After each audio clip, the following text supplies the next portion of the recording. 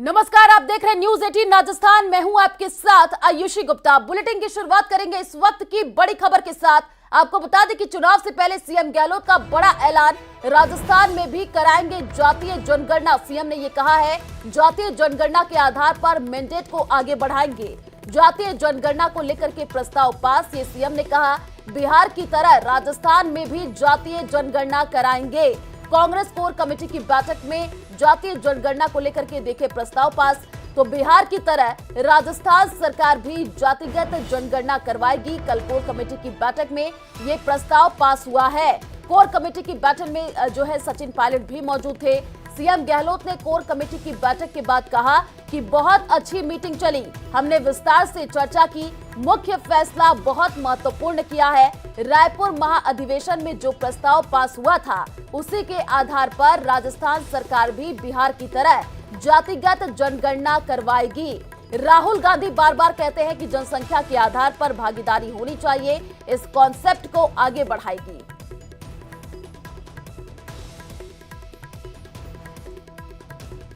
राहुल गांधी जी ने कहा था रायपुर के अधिवेशन के अंदर, कांग्रेस अधिवेशन, जातिगत जनगणना की प्रस्ताव पास हुआ था।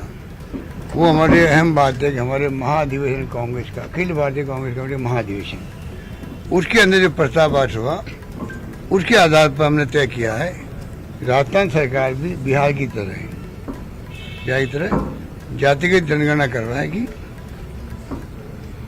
और उसके बाद में राहुल गांधी जी बार बार कह रहे हैं जितनी जिसकी जो जनसंख्या है उसकी भागीदारी उतनी होनी चाहिए। इस कंसेप्ट को आगे बढ़ाएंगे। इसलिए हमने तय किया है कि राजस्थान सरकार जो है उस मैंडेट को सामने रख करके, कांग्रेस मैंडेट को, आज हम सब ने सर्वसम्मति से बात करी है कि राजस्थान सरकार इस अभियान को घोषित करे। हमारी जो मंशा है पार्टी की, वो सामने लाएं। तो मैं आपको कहना चाहूँगा, हमने फैसला कर लिया है कि सरकार इसका आदेश जारी करेगी। अभी जो कोर कमेटी की आदरणीय रंधावा साहब की अध्यक्षता में जो मीटिंग हुई है, उसमें बहुत विस्तार से हर चीज के ऊपर चर्चा हुई है। हमारा जो प्रमुख कैंपेन चलेगा अब बूथ वाइज, हर बूथ के अंदर कांग्रेस के कार्यकर्ता संगठन की तरफ से, उसमें हमारा जो नारा होगा, जो हमारा कोटेशन होगा, हमारा जो होगा वो होगा, काम किया दिल से, कांग्रेस फिर से। क्योंकि ऐतिहासिक काम हुए हैं पूरे देश में, किसी भी स्टेट में इस तरीके की 10 तरीके की गारंटियां होना, और आखिरी बजट जो आज तक के इतिहास में कभी भी 20% से ज्यादा स्वीकृतियां नहीं निकलती थी, आज 90% से ज्यादा स्वीकृतियां निकल करके वर्क ऑर्डर जारी होके काम चालू हो गए हैं। मैं समझता हूं कि 70 साल के इतिहास में इस तरीके की सरकार ने आखिरी बजट को इस तरीके से इंप्लीमेंट नहीं किया जो हमने किया है। और इसका पूरा प्रभाव है हर वर्ग, हर गांव, गली, मोहल्ला, सब जगह एक ही बात है कि कांग्रेस की सरकार रिपीट होगी। ईआरसीपी जो हमारा हक है, इसके लिए केंद्र की मोदी सरकार आज कुछ भी नहीं कर रही है। मोदी जी ने खुद ने यह तय किया था, घोषणा की थी जयपुर में और अजमेर में कि ईआरसीपी को राष्ट्रीय परियोजना घोषित करेंगे। केंद्रीय जल संसाधन मंत्री हमारे यहां का होने के बावजूद। तो जयपुर से इस वक्त की बड़ी खबर आपको बता दें, गहलोत सरकार का एक और बड़ा मास्टर स्ट्रोक, राजस्थान राज्य कृषक ऋण राहत आयोग का गठन और high court retired justice Prakash Chandra Gupta आयोग के अध्यक्ष। तो रिटायर्ड आईएएस पीके गोयल को सदस्य बनाया गया है। 3 अन्य सदस्य भी आयोग में मनोनीत किए गए हैं। राज्य सरकार ने ये आदेश जारी किए हैं। तो देखिए, सरकार का एक और ये बड़ा मास्टर स्ट्रोक माना जा रहा है। जयपुर से आपको ये बड़ी जानकारी दे रहे हैं, जहां पर 3 अन्य सदस्य भी आयोग में मनोनीत किए गए हैं। राज्य सरकार ने ये आदेश जारी किए हैं। तो राजस्थान राज्य कृषक ऋण राहत आयोग का गठन किया गया, ये बड़ी जानकारी आपको दे रहे हैं जयपुर से इस वक्त की ये बड़ी खबर। तो सरकार का एक और बड़ा मास्टर स्ट्रोक, देखिए चुनाव से पहले high court retired justice Prakash Chandra Gupta आयोग के अध्यक्ष होंगे। रिटायर्ड आईएएस पीके गोयल को सदस्य बनाया गया है, तो 3 अन्य सदस्य भी मनोनीत किए गए हैं। और इसी खबर पर ज्यादा जानकारी के लिए संवाददाता राकेश हमारे साथ फोन लाइन पर जुड़ चुके हैं। राकेश, चुनाव से पहले ये सरकार का एक और बड़ा मास्टर स्ट्रोक माना जा रहा है, अभी क्या जानकारी? रिटायर्ड आईएएस पीके गोयल को सदस्य बनाया गया और किसको किसको सदस्य बनाया गया है? बिल्कुल, देखिए ऋषि, जिस तरीके से मुख्यमंत्री ने बजट भाषण घोषणा में ये बात कही थी कि किसानों के लिए जो ऋण लिया जाता है उसके कारण उनकी जमीनें जो नीलाम होती हैं उन पर किसानों का अच्छे से पक्ष रखा जाए, इसके लिए राज्य किसान ऋण राहत आयोग जो है की गठन घोषणा की थी, वो घोषणा पूरी हुई है। इसमें हाईकोर्ट के रिटायर्ड जस्टिस प्रकाश चंद्र गुप्ता हैं, वो उनको अध्यक्ष बनाया है, जो 5 साल के लिए रहेंगे। इसके अलावा आईएएस जो पवन गोयल हैं वो इसमें जो मेंबर हैं और 3 मेंबर और हैं। तो ये पहली बार है राजस्थान में जब राज्य राहत किसान ऋण आयोग का गठन किया गया है, क्योंकि राजस्थान में किसानों के सामने कई बार जो प्राकृतिक आपदाएं आती हैं या समस्याएं आती हैं तो बहुत भारी नुकसान उनको होता है। तो वो चाहे उन्होंने लोन लिया हो या किसी तरह का कोई दूसरा जो कर्ज है, उस कर्ज के कारण किसानों के सामने बड़ी समस्या खड़ी हो जाती है। तो उनकी पैरवी करने के लिए राज्य सरकार के सामने कोर्ट में या दूसरी अन्य जगह पर कोई मजबूत संस्था अब तक नहीं थी, लेकिन अब चूंकि ये आयोग बना है, आयोग सीधे तौर पर उन किसानों की पैरवी करेगा, उनके ऊपर जो ऋण या दूसरे ऐसी समस्याएं हैं उनको लेकर मजबूती से आयोग सरकार के सामने रखेगा और पूरे इलाके में अपना एक जो अलग तरीके से जो आयोग के अधिकार हैं उन अधिकारों के तहत उन्हें बहुत सी राहत दे सकेगा। तो किसान बहुत लंबे समय से इसकी मांग कर रहे थे। राजस्थान में बहुत लंबे समय से ये जो है प्रतीक्षित था और अब किसान राज्य राहत ऋण आयोग के गठन की घोषणा से निश्चित तौर पर जो किसान और किसानों से जुड़े संगठन हैं उनमें उन्होंने राहत ली है। और अब राजस्थान के किसानों की जो समस्याएं हैं, चाहे वो बैंक लोन से संबंधित हो, कृषि लोन से संबंधित हो या उनके ऊपर दूसरे कर्ज हैं या उनकी जो दूसरी अन्य समस्याएं हैं, उन सभी समस्याओं के लिए ये आयोग बना है जो उन्हें उच्च राहत प्रदान करेगा। बिल्कुल राकेश, इससे देखिए किसानों को बड़ी राहत मिलने जा रही है और ये बड़ा स्ट्रोक भी कहा जा रहा है सीएम अशोक गहलोत का। चलिए आप नजर बनाए रखिए, आगे भी आपसे अपडेट लेते रहेंगे। फिलहाल शुक्रिया तमाम जानकारी साझा करने के लिए। तो केंद्रीय मंत्री गजेंद्र सिंह शेखावत ने प्रेस कॉन्फ्रेंस कर कांग्रेस सरकार पर जमकर हमला किया है। उन्होंने कहा कि गहलोत सरकार अपनी नाकामियों को छिपाने के लिए योजनाओं का सहारा ले रही है। साथ ही उन्होंने कहा कि प्रदेश की जनता कांग्रेस सरकार को उखाड़ फेंकेगी। जनता इस बार इनके भ्रमजाल में आने वाली नहीं है। अशोक गहलोत सरकार ने ये एक शगुफा छोड़ा और शगुफा के माध्यम से कुछ लोगों से चर्चाएं करके, और क्योंकि सरकार पूरी तरह से ब्यूरोक्रेसी डिपेंडेंट सरकार है, ब्यूरोक्रेट्स के द्वारा दिए गए आंकड़ों के आधार पर विभिन्न क्षेत्रों से जबरन कुछ डेटा इकट्ठा करके और उसके आधार पर यह विजन डॉक्यूमेंट बनाने का अपनी सरकार के 90% फेल्योर, अपनी सरकार द्वारा घोषित योजनाओं, अपने ही सरकार के विजन डॉक्यूमेंट जो इन्होंने संकल्प पत्र के नाम पर 2018 के चुनाव के समय प्रस्तुत किया था, उसके फेलियर को अब एक नए कलेवर में प्रस्तुत करने का काम इन्होंने इसके माध्यम से किया है। 15 साल तक राजस्थान का मुख्यमंत्री होने के नाते हर 5वें साल के अंत में जिस तरह राजस्थान की जनता ने उनके द्वारा घोषित वादों, उनके द्वारा किए गए वादों, उनके द्वारा की गई घोषणाओं के धरातल पर न उतरने के बाद जिस बुरी तरह से पराजित करके उन्होंने सत्ता से कुर्सी से खींच करके नीचे गिराया, चाहे वो 2008 का चुनाव हो, 2003 का चुनाव हो, 2013 का चुनाव हो या 2023 का चुनाव, इन दोनों चुनावों के समय में जिस तरह से उठा करके गिराया, ठीक उसी तरह की तैयारी एक बार फिर जनता ने कर ली है। और इस भ्रमजाल में, इस मायाजाल में अब की बार राजस्थान की जनता नहीं आने वाली।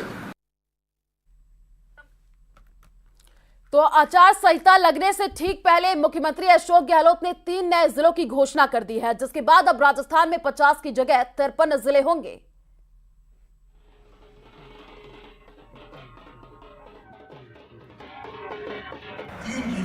नंबर 1 सुजानगढ़, मालपुरा,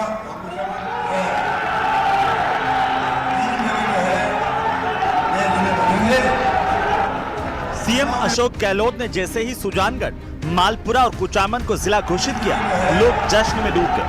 ढोल बजाए गए,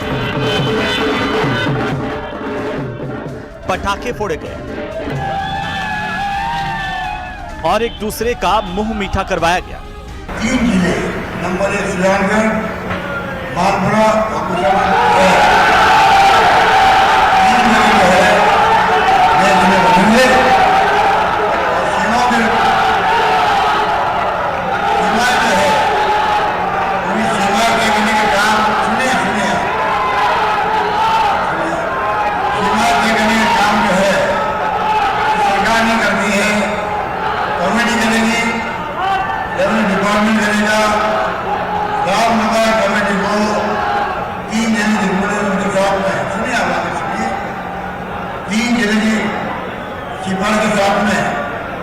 मैं भी घोषणा कर रहा हूँ।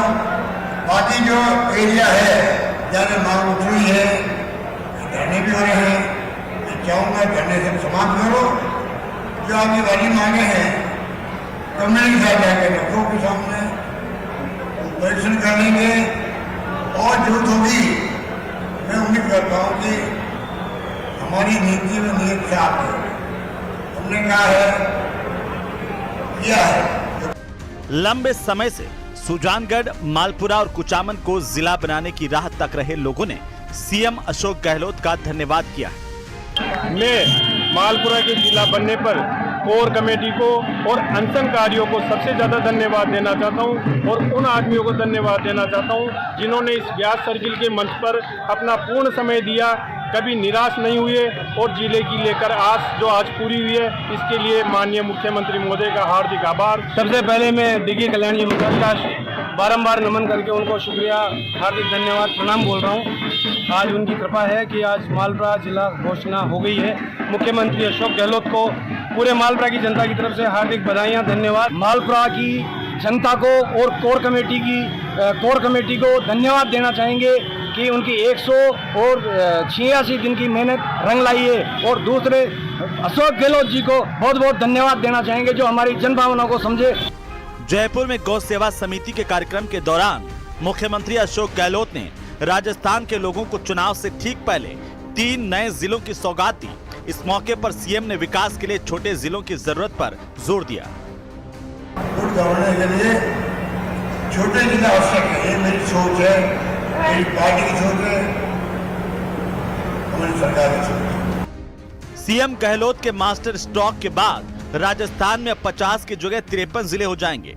इस कार्यक्रम में ही सीएम अशोक गहलोत ने 500 पर्यटक मित्र नियुक्त करने का भी ऐलान किया, जिनका काम राज्य में आने वाले पर्यटकों की हर संभव मदद करना होगा, जिसके लिए उन्हें 15,200 रुपए मासिक भत्ता भी दिया जाएगा। साथ ही गौशालाओं में काम करने वाले गौ नंदियों को अनुदान देने का ऐलान भी किया। गौशालाओं में नंदियों को 12 महीने अनुदान देने की घोषणा करता हूँ। गौशाला में नंदियों को, सबके लिए नहीं है, नंदियों के लिए है। नंदियों के लिए गौशाला में 12 महीने अनुदान मिलेगा। सीएम के ऐलान के साथ ही सुजानगढ़, मालपुरा और कुचामन के लोगों की मांग पूरी हो गई। चुनाव से ठीक पहले किए गए इस ऐलान का कांग्रेस को आखिर कितना फायदा मिलेगा, ये चुनाव नतीजे तय करेंगे। Bureau report, news 18 Rajasthan.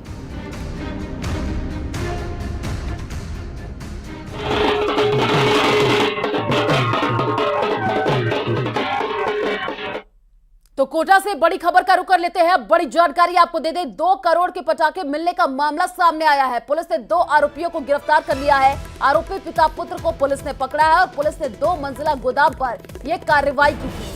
खतरनाक पटाखों वाले 240 कार्टून यहां पर जब्त किए थे और एक फरार आरोपी की तलाश में अभी पुलिस जुटी हुई है।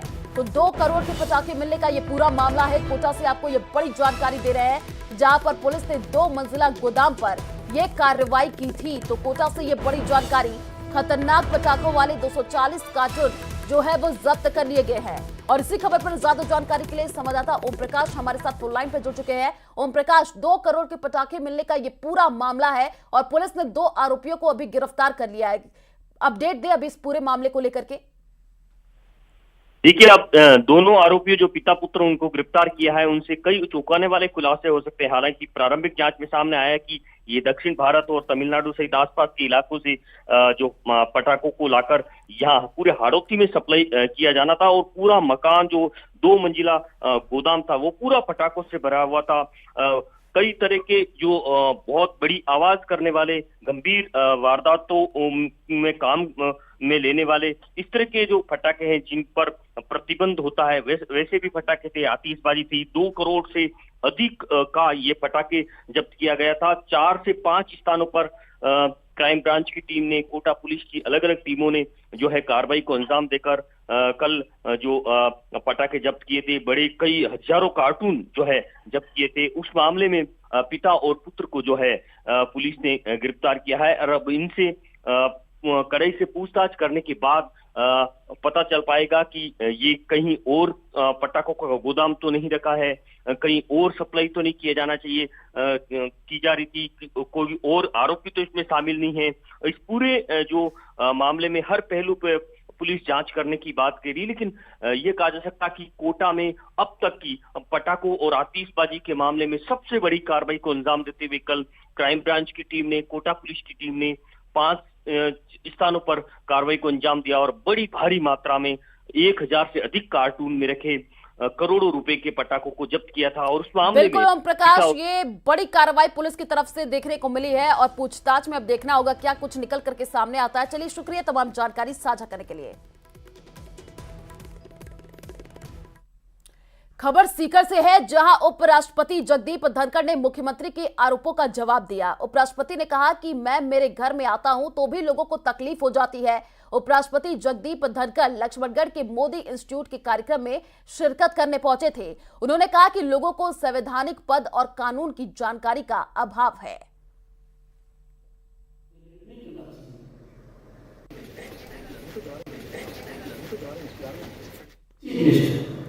And we must be very sensitive. हमें ऐसा पब्लिक परसेप्शन जनरेट नहीं करना चाहिए कि बेवजह संवैधानिक पद पर बैठे हुए व्यक्ति को राजनीति में घसीटा जाए, ये ठीक नहीं है। इसे ज्यादा नहीं कहना चाहूँगा। Girls, I would like to share the platform with you. You are the future. और आज का दिन मेरा बहुत ही सौभाग्यशाली इसलिए रहा है कि 80% अधिकारियों से मैंने हाथ मिलाया। मेरे डॉक्टर सुदेश की तरह उनकी बेटियां बेटे हैं, क्योंकि बेटियों की ताकत और माता पिता के लिए उनका प्रेम एक अजीब ढंग का होता है। God bless you. तो चुनाव से पहले बांसवाड़ा शहर को विकास की सौगात मिली है। मंत्री महेंद्रजीत सिंह मालविया ने और अर्जुन सिंह बामनिया ने कुशलबाग मैदान में 2.50 करोड़ की लागत से बने स्टेडियम का उद्घाटन किया। इसके बाद दोनों मंत्रियों ने 70 करोड़ की लागत से कागदी नदी के सौंदर्यीकरण का भी शिलान्यास किया, और कुछ संस्थाओं और लोगों को पट्टे भी जारी किए गए। इस खास मौके पर शहर के स्टेडियम में 150 फीट ऊंचे तिरंगे का अनावरण किया गया। इसके साथ ही 71 करोड़ रुपए की लागत से कागदी नाले को पक्का हम बना रहे हैं। मैंने अपने विभाग से ये पैसा दिया है। इसी तरह से 10 करोड़ रुपया हमने कागदी के सुंदरीकरण के लिए दिया है, जिसका काम शुरू हो गया है। मोक्षधाम के लिए एनीकट के लिए दिया था 1 करोड़, वो काम चालू हो गया, पूरा हो गया है। इसी तरह से डायला तालाब के लिए भी 3 करोड़ रुपया दिया था, वो काम बन के पूरा हो गया है। इन कामों से होने से बांसवाड़ा का सुंदरीकरण बढ़ेगा, लोगों का आकर्षण बढ़ेगा, और पर्यटक भी आगे पीछे आना शुरू होंगे। तो कोटा से बड़ी खबर सामने आ रही है। कोचिंग सिटी में बदमाशों के हौसले अब बुलंद होते हुए जा रहे हैं। आपको बता दें कि रंगबाड़ी में बदमाशों ने कारों के शीशे तोड़े हैं। 6 से ज्यादा बाइक सवारों ने तोड़फोड़ की है। वारदात के बाद स्थानीय लोगों में गुस्सा देखने को मिला है, और महावीर नगर थाने में पीड़ितों ने यह शिकायत दे दी है। कोटा से ये बड़ी जानकारी। कोचिंग सिटी में बदमाशों के हौसले दिन पर दिन देखिए बुलंद होते हुए नजर आ रहे हैं। ये तस्वीर हम आपको टीवी स्क्रीन पर दिखा रहे हैं, जिसमें आप देख पा रहे हैं कि एक कार के शीशे तोड़े गए हैं। तो महावीर नगर थाने में पीड़ितों ने शिकायत दे दी है। पुलिस अब इस पूरे मामले की जांच पड़ताल में जुट चुकी है। रंगबाड़ी में बदमाशों ने कारों के शीशे तोड़े हैं, और तस्वीर भी देखिए, आप देख पा रहे हैं 6 से ज्यादा बाइक सवारों ने ये तोड़फोड़ की है। अब पुलिस आगे की कार्रवाई में जुटी हुई है।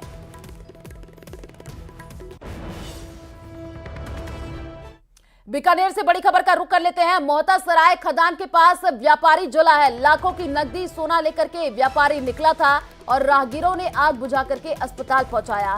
पुलिस अब मामले की जांच में जुटी हुई है। तो बीकानेर से ये बड़ी जानकारी, जहां पर एक व्यापारी बुरी तरीके से जल गया है। लाखों की नकदी सोना लेकर के ये व्यापारी निकला था। बीकानेर से ये जानकारी, जहां पर राहगीरों ने आग बुझा करके और व्यापारी को अस्पताल पहुंचाया है। पुलिस अब इस पूरे मामले की जांच पड़ताल में जुटी हुई है।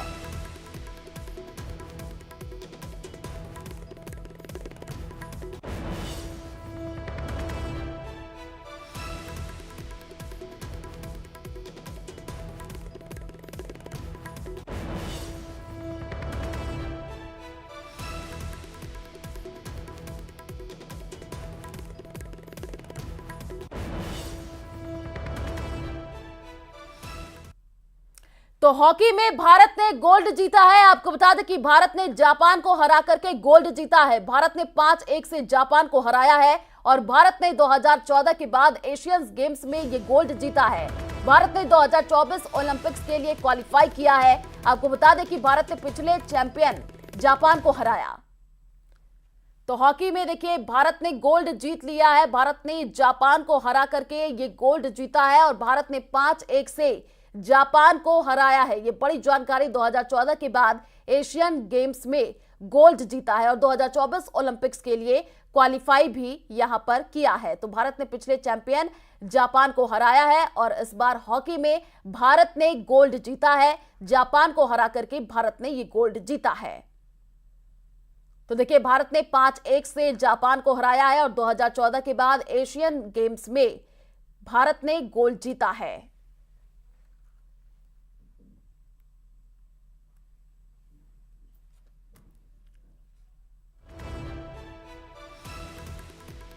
तो एशियन गेम्स से जुड़ी हुई बड़ी जानकारी आपको दे दें। सुबह सुबह गोल्ड और ब्रॉन्ज की बारिश हुई है। कंपाउंड आर्चरी में भारत को 2 पदक मिले हैं। ज्योति को स्वर्ण, अदिति को कांस्य पदक मिले हैं। एशियन गेम्स में भारत के 100 मेडल अब पक्के। तो ये बड़ी जानकारी, सुबह सुबह गोल्ड और ब्रॉन्ज की देखिए यहां पर बारिश हुई है।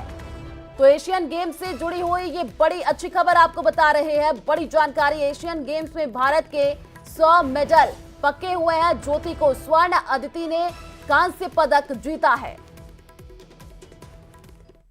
चलिए फिलहाल इस बुलेटिन में इतना ही। बाकी खबरों के लिए आप देखते रहिए न्यूज़ 18 राजस्थान। नमस्कार।